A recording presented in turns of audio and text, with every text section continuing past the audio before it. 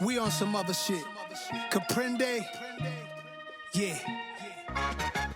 What up, what up, what up? It's on some other shit with your boy Joe Prophet at the lovely Monet Banks. You know we giving you opinions back with facts. Straight like that. Let's get to it. Let's go. I don't know why them lights start flickering. You know what I mean? But the it stars is. in the building, man. Flashing lights, man. You know what I'm saying? Nah, it is spooky season, so it has been a lot of randomness happening.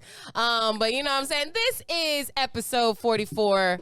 Don't get scared now. You know what I'm saying? We about to bring it to y'all live and direct. Yeah. So we just want to kick it off real quick talking about, I mean, what could possibly be more scarier than a woman that could beat your ass, right? So we want to get kind of talking into the boxing that happened last night. Major fights happening. It was about 4 or 5 fights that went down yesterday. So I'm really excited to talk about it because we haven't really talked about boxing in a while. So right. Let's go ahead and get into it. We actually got some special guests on the show today. You know what I'm saying? We want to put that out there for y'all. Go on, tell them what we got going on. Look, first of all, you know, it was a lot of great fights yesterday. You know, we had Kambosos Haney.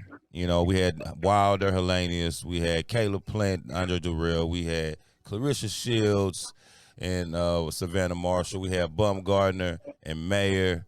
I mean, it was a loaded card. It was what I like to call the boxing Super Bowl yesterday. You know, so I had to call one of my boxing aficionado partners, you know what I mean, the Mo City Menis herself, man. I want y'all to welcome my guy, the Mo City Menis, man. Man, what's the deal? I don't know, I had to have you tap in, man. And just before we get into it for real, I made a mistake, guys. I don't even know what's going on. Like I said, it's Metro is in Mercury grade or whatever they say.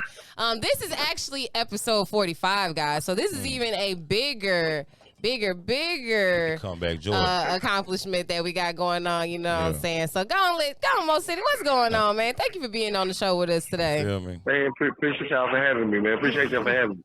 Yes, sir.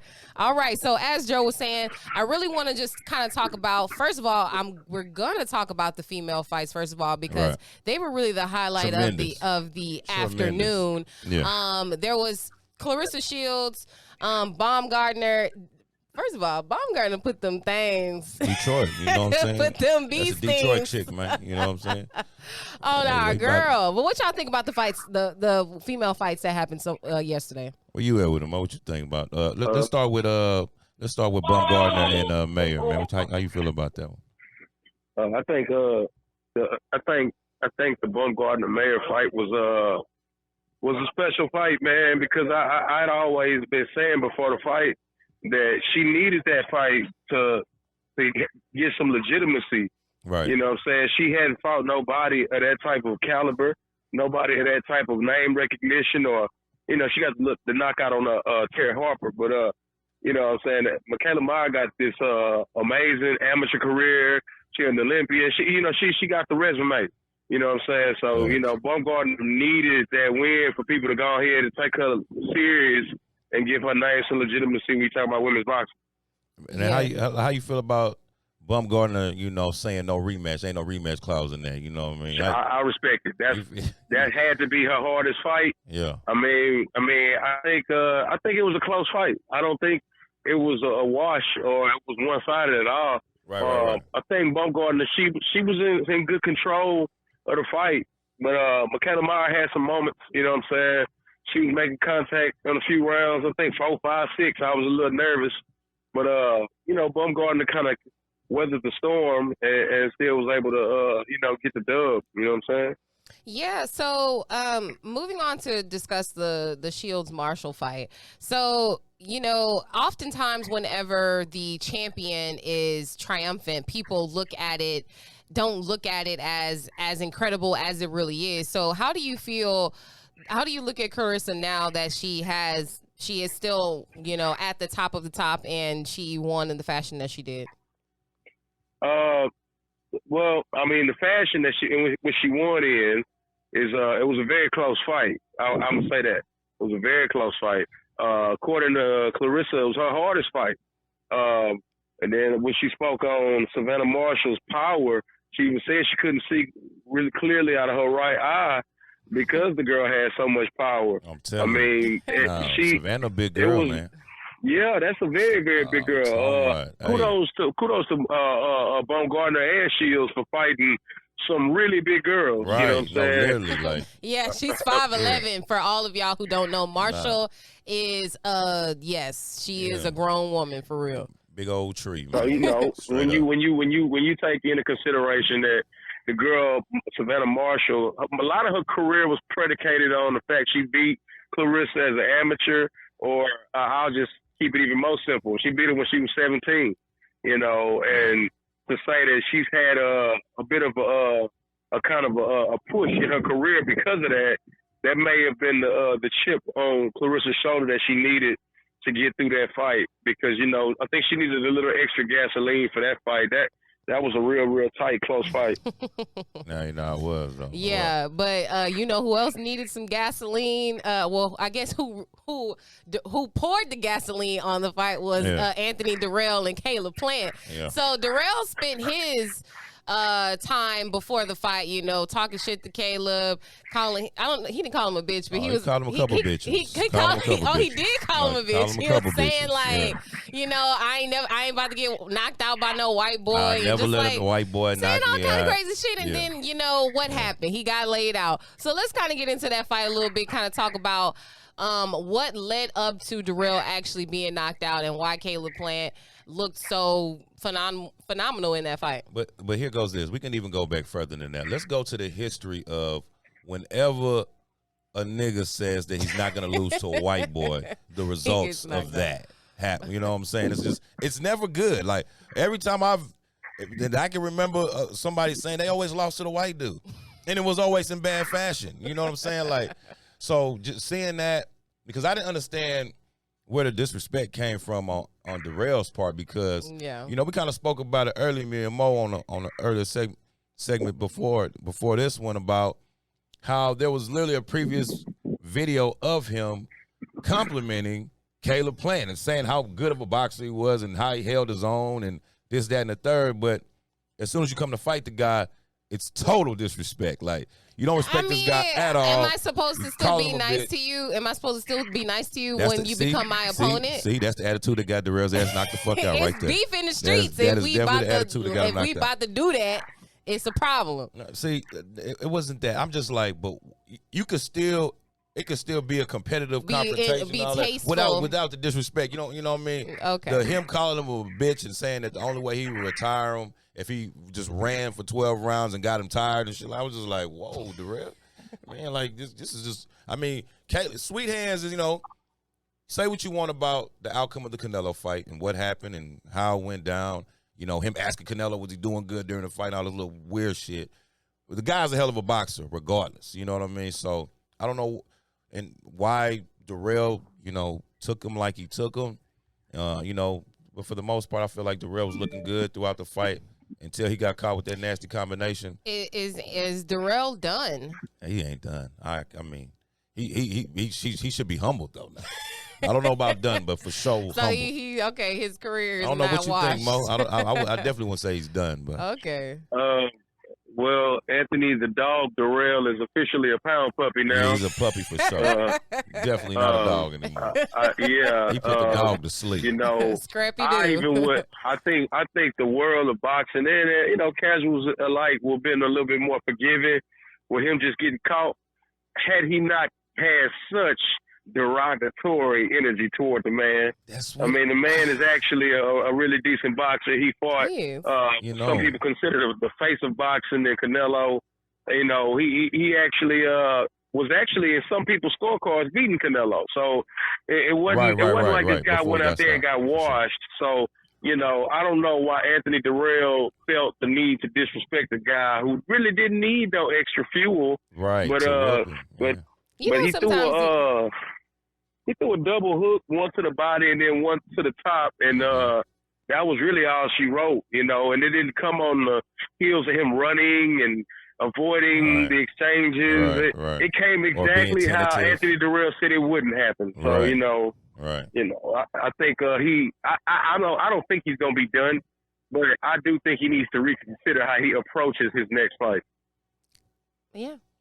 I'm talking about that's well said because, you know, I mean, I don't even know why a lot of people really want to go to him being done immediately like that. That's one thing I don't understand. Like, did Darrell win his last fight? By knockout. Okay. He knocked the dude out. And then you got some people that are like, you know, that'll try to shit on that guy's resume and ask who he's fought or what he's done. But, you know, because I've even heard people say that Darrell looked like a shell of himself last night. And I'm confused by that shit because I'm like, yo, this dude looked good. People be saying he looked good. Like, it was a very he caught Caleb playing with a few overhands you feel me? that A couple I times. don't think that Caleb saw it coming. I mean, he actually fought a decent fight. And if anybody knows more about the circumstance, Caleb Plant is probably the better boxer. I don't think anybody's going to doubt that. But the dog in Darrell is what people were banking on for him to be successful. Him to muck it up, make it a real sloppy fight. They wanted to put pressure on Darrell. I mean, on Caleb Plant, but you know, that's really that's kind of dangerous. Turned out not working. Yeah, it's kind of dangerous because Caleb Plant is smart enough to sit back and be patient enough to counter. You know, he moves very well. And like you said, man, that combination to the body was electric. Yeah, so just looking at his past 4 fights, I mean, he's lost 2 out of the past 4, and he's had a draw. So he only beat Hernandez in the previous fight. You talking about Darrell? Right. Yes. Yeah. Yes. Yeah. So, like, he's not really gaining any momentum is what I'm saying. That's why I asked. I don't think there's any momentum to gain at 37, 38 years old. I think it's like, I mean, I'm just gonna be real with you. It's more like you flying a plane and you just trying to find the safest way to land that motherfucker. You know what I'm saying? Right. I think that's where you are at 37, 38. Just trying to land the plane safely, and so he'll continue to needs fight. to be screaming Mayday for his career. You know what I'm saying? Because the plane is going down fast. I mean, and at an electric pace, you know. But shout out, I mean, Darrell. I wish I could have seen this post fight interview if he had one, because I just like to see.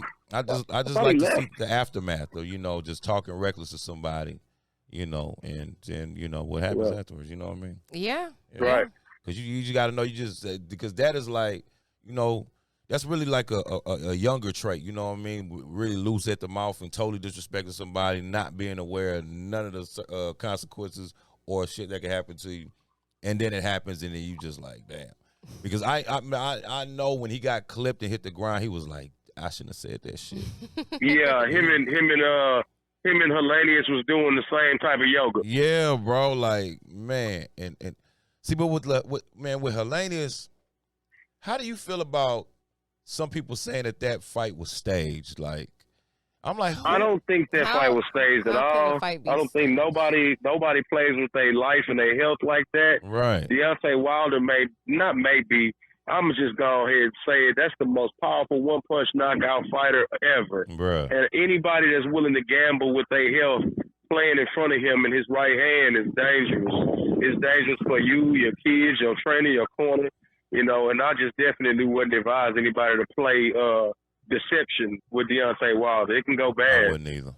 No, I mean, like, yeah. So why would, I mean, the fight, who would do that? Why would they say that it was staged? Came to that conclusion. I mean, it definitely did not look staged. But. They came to that conclusion because Wilder and Hellenius, they were sparring partners for a couple of years, you know what I mean? So, I believe that they choreograph their moves, like, all right, when I throw a hook, you duck or whatever. You know what I'm saying? Like what? I don't know, because at first people thought that he didn't get him with the full, you know, caught him with the full. That replay says otherwise. Right. To me, he got caught pretty flush, hitting the nose, mouth, and see what they used to is Deontay Wilder cocking back his arm and then flinging it forward, and then they say, "Wow, look at the power." Yeah. But people fail to realize Deontay Wilder is powerful with short, quick punches as well. Right. Dude is very powerful in just about every angle of throwing that right hand.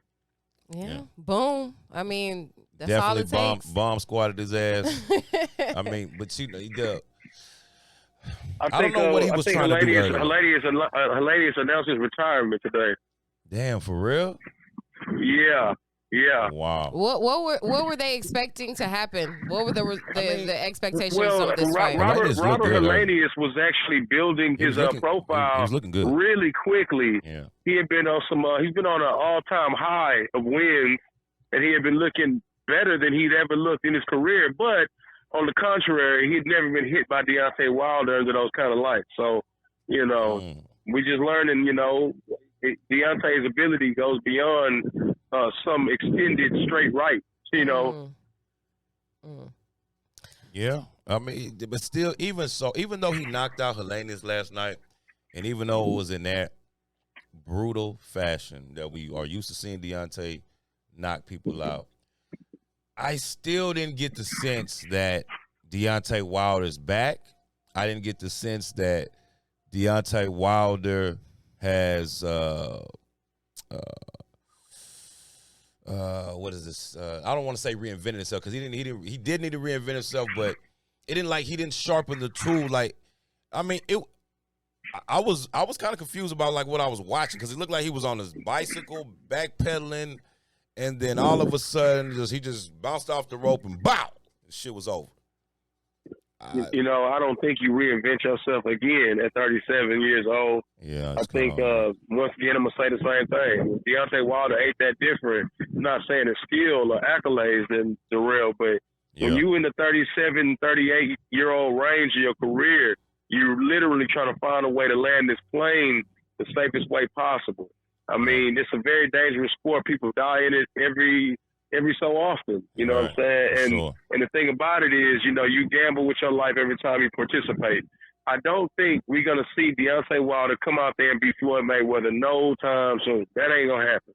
Yeah. But I will say he knocked somebody out in a fashion that I'm not accustomed to seeing him do. Right. Very, very I also didn't see his footwork together the way I assumed it would probably be with this little layoff, and I don't know. I don't exactly know what I was expecting to see, but what I saw out of anything, the constant remains that no matter what he just went through with Fury, the power is real. So, real. If whoever's going to fight him next, if you can't exploit the footwork or it don't look a certain way or his defense, if you can't exploit it safely, then you're going to fall victim the same way Helenius did. There's just no way around it. That's why I think, Usyk does have the best chance, and maybe, besides Fury, of course. I don't think anybody but Tyson Fury has the chance. I don't think I'm with you. And the only reason why I feel like that is simply because Tyson Fury was knocked out cold by this man. Rose up like Undertaker. What I'm saying is that's a 6'9", 300-pound man. If you not 6'9", 300 with a spry boxing ability, it ain't gonna go well for you. I love Usyk. I think he's great. I think Anthony Joshua's big, strong, whatever attributes you want to add to it. Right. But any of these guys that get hit flush by that right hand are gonna look like Helenius. It's just no way around it. I favor Usyk over Joshua, and I guess. With Wilder going up against them, I feel like Wilder would definitely, and some people feel different. Some people feel like AJ would give it to Wilder versus Usyk, but I feel like Usyk's movement is what is going to be tricky for Wilder, because, if you can move, Wilder can't fuck with you. I'm not gonna lie to you, he can't. Like, that's his problem. Like, if you are a mover, like, you will give him problems. If Usyk could give any heavyweight problems. That move, he's a damn cruiserweight, man. You know what I'm saying? In Wilder's defense, I'm going to say this, too. This is his first fight back near the weight that he's supposed to be. Right. So, I'm not going to say that he's got to be flawless or back to business at this point right now. Right. But the man said he got 3 years left. I'm going to take that and say that's at least 5 fights, man. 4 or 5 fights. Yeah, 3. Well, let's just say it's the good old PBC, and he get up 1 fight a year. That's 3 solid. The way he was crying last night, bro, I think that I don't know if he's gonna fight again, bro. The way he said 3, he got 3 years left. But I don't know if that will be conducive to him in the best way that he thinks. I think if he get the Ruiz fight, he should take him out. Oh man, he's killing Ruiz, man. And if it's not Usyk or Joshua after that, I think he should check out. I'm not banging down nobody at the door to see Fury versus Wilder 4. I don't want to see it. No, I don't want to see that either.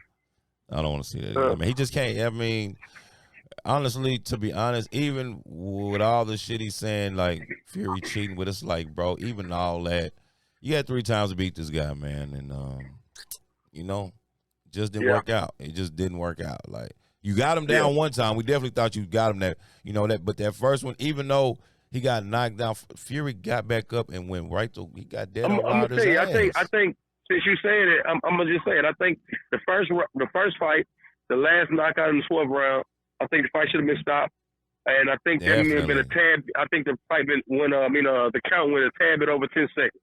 Yeah. The last fight on fight 3, the round 4. I counted really, really slow. I'm from Houston. My counting was screwed and chopped. It was brought back 3 times. And I ain't gonna lie, I got to about 13 counting slow. And you know, if you just want to, if anybody wants to go back and look at that second knockdown, Wilder Fury, listen to Andre Ward even say, "Wow, this is a long count." He says it. You know, so what I'm saying to you, if you go fight Wilder and you ain't gonna get no help, you don't have a chance. So nobody else got a chance at Wilder heavyweight, no? I don't think so. Not right now. They're gonna have to wait till the power softens up and they could just exploit. He don't have those other intangibles that those guys who've been boxing forever have. Fair enough, man. You know, like I say, it was a hell of a night of boxing last night. Boxing Super Bowl, I like to call it. I mean, you could have just had your pick 'em. You like female boxing. I mean, it was a whole female card. Great action. Hey, speaking of, man, shout out to Daniel Dubois' little sister, man. Hey, yeah. Her knockout Sweet Caroline. That's her name. Caroline Dubois. Like, hey, man, body shot, 2 to the head. Good night. You know, I mean, it was amazing, bro. She fight like she been fighting her brother her whole life. I swear, bro. Like, she definitely done boxed with Daniel for sure. She definitely squabbled before. She's nice with it. She's nice with it. You know, I don't know. Let's what about, you know, what does after Devin's performance against Haney, you know, how did you feel about that? You know, you and Monique, how did y'all feel about Devin's performance? I think my man gave a bit more action because he was pressed to do so this time. The first fight was just a jab fest. Right. This one was a little different. You know what I'm saying? He had to actually show a little bit of go in the toolbox for a few tools, got a ratchet, a Phillips head screwdriver, you know, a few sockets, and, you know, he did a few things. He didn't have to do everything he's capable of doing, but he did way more than he did the first fight. To me, George looked better than he did the first fight. Although, you know, this guy's at a real desperate place in the ring with Devin Haney. You know, he can only get what he can take. So, you know what I'm saying? If he can't get to nothing, it's just gonna go like that. You know what I'm saying? But honestly, I think after a fight like that, I'd like to see Devin go to 140 and fight the winner out of Zepeda and Regis Prograis. But if my eyes don't, you know, mislead me, it looked like it was tough making 135. It just, when I saw him and how depleted he looked, you know, I didn't like the way he looked. You know what I'm saying? He looked really, really, really burned out. You know what I'm saying? But I feel like if you got to do that, man, go on, move up, just man. Move you up. know, Make it easy on yourself. You know, on your body. Like, you're really damaging that body doing that. To me, you don't even get the full performance out of what he gave. So I don't even think Devin Haney's 100% in that fight versus Kambosos based on how he looked the day before. There's no way. There's no way. There's no way. Even with the rehydration, bro, it's like with the rehydration, there is no way that in 16, 17 hours you was just your body just ready right to go. Back. Yeah, Hell no. Nah. I can't see that. I feel like the best way to avoid that is just go ahead and move up. I love to see him and Regis get it in. To be honest with you, anybody at 140 that he could fight, I'll be interested in it because I think it'd be good. Tank has already put his toes in the waters of 140. I'd like to see Devin do the same thing. So, you know. Yeah. I mean, I the whole rehydrate and deflate and back again and go down. I'm like, I just think the whole process is crazy. But I mean, I get they have to do it, but they definitely need to consider taking care of themselves in that process. But if you got to do all of that, I just say move up to the next. I mean, you might as well. It's just, I mean, all these belts at 140 about to be vacant anyway. But it's just like, you got to think about it. Like, every fight, you know, you want to bring your drop 30 pounds to fight. I don't get, that is damaging. Like, that hurts me just saying that right now. Like, every fight you dropping 30 pounds. But I mean, aren't they? If they're always working out, how are they gaining and losing so much? Because they go into their regular lives as far as their regular eating habits, their natural weights. A lot of these guys, let's say they fight at 147 at welterweight, they probably walk around 160, 165 as just regular human beings. Mm-hmm. So when you talk about somebody who live a life, who probably married, probably got kids, he's just living his life. You know, come home, pick the kids up, eat some dinner. Just his regular body is just going to balance it out to be 20 pounds, 15, 20 pounds more than what he fight at. Because a lot of these guys, they kill themselves to make a weight that they fight at. That way, in my opinion, the punch resistance, you can kind of deal with a lighter guy. You know what I'm saying? But, you know, I don't know how healthy it is doing that throughout your career. You know, so, you know, going forward, I just think it'd be, he's 23, he'll be 24 soon. Man, it's about that time to go and settle in. You know, 140 might be it to kind of get comfortable with.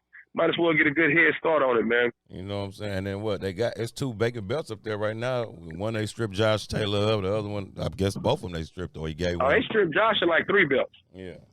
Oh, yeah. Okay. Yeah. So, I mean, there you go. I mean, just 140 just, I mean, it looks, I think we're going to see a better Devin Haney at 140. I feel like you might even see him get more stoppages at 140. You know, I feel like he'll be a lot healthier at 140, maybe a lot stronger. He's already moving good. He's a great boxer. You know, that's why I just feel like Devin Haney 140, we really going to see a better Devin Haney, man, in my opinion. Yeah. You know, that's what I think. Everybody here, I want to tell y'all, thank y'all for letting me hop on today, though. Absolutely. No doubt, Mo. We appreciate you, man. All right, y'all. I'm going to holler at y'all later. No doubt.